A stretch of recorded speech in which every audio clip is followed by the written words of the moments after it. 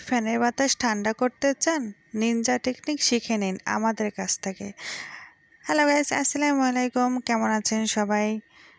এই যে দেখেন, সুন্দর করে ফ্যান মোছার টেকনিকটা শিখাই দিচ্ছে আপনাদেরকে সহজ পদ্ধতিতে। এটা হচ্ছে আমাদের একদম সহজ পদ্ধতি। আমাদের যখন প্রচুর পরিমাণে ফ্যানে ময়লা হয় তখন স্বামীকে কাজে লাগাই দিই যে, স্বামী একটা টুল নিয়ে এসো, টুল এনে খাটের পর উঠাও, খাটের পর উঠাই নিয়ে তারপরে ফ্যানটাকে মুছে ফেলো। এটা দেখছেন না ছোট ফ্যানটা, এটা সামনে কিন্তু জালিটা আসলে আসছে। এই ফ্যানটা হচ্ছে আমার হাজব্যান্ড পরিষ্কার করতেছিল, তো এখন উপরে ফ্যানটা পরিষ্কার করতে গেছে, সেই করতে যেয়ে আবার এই ফ্যানটা চালাই দিতে বলছি, কারণ এই ফ্যানটার বাতাস আমি আর আমার ছেলে খাচ্ছিলাম।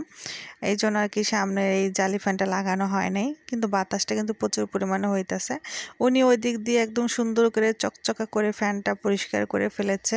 আমি একবার ফার্স্টে বলছিলাম যে, মানে প্রথম প্রথম যখন ফ্যান মুছতো আমার হাজব্যান্ডের, যখন নতুন বিয়ে হলো তখন আমার হাজব্যান্ড বলতো প্রায় যে, ন্যাকড়াটা ইসের ভিজায় দাও বা বালতিতে পানি নিয়ে আসো, ভিজে ভিজে করে মুছে দিই।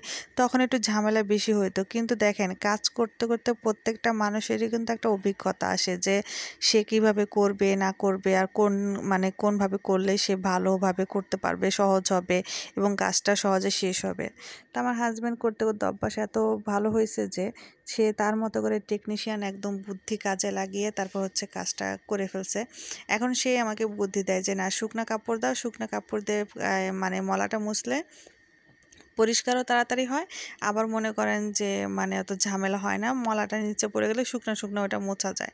কিন্তু এর আগে যখন করছি তখন তো ভিজা ছিল, তখন তো একটা ঝামেলা হইতো, পানি পুনি লেগে একদম নষ্ট হয়ে যেত, তখন পাখাটা মুছতেও একটু ভিজা ভিজা দাগ দাগ পড়ে যেত, তখন বেশিটা হইতো আর কি, পরিশ্রম বেশি হয়ে যেত। তো এই ফ্যানটা হচ্ছে মোছার পরে অনেক বাতাস হয়েছিল, এত বাতাস হয় যে ঠান্ডা, আর শব্দ হয় প্রচুর, যে বাতাস হচ্ছিল ঠান্ডা বাতাস প্রচুর পরিমাণে। তা আমাদের মতো করে ফ্যানটা অবশ্যই এরকম করে মুছে মুছে আপনারা ঠান্ডা বাতাস তৈরি করতে পারেন বেশি গরম হলে। আর গরমের মধ্যে অবশ্যই এই ফ্যানটার দিকে একটু খেয়াল রাখবেন যে আসলে সেখানে কেমন বাতাস হচ্ছে, কেমন পরিষ্কার আছে, সেটা কিন্তু খেয়াল রাখবেন।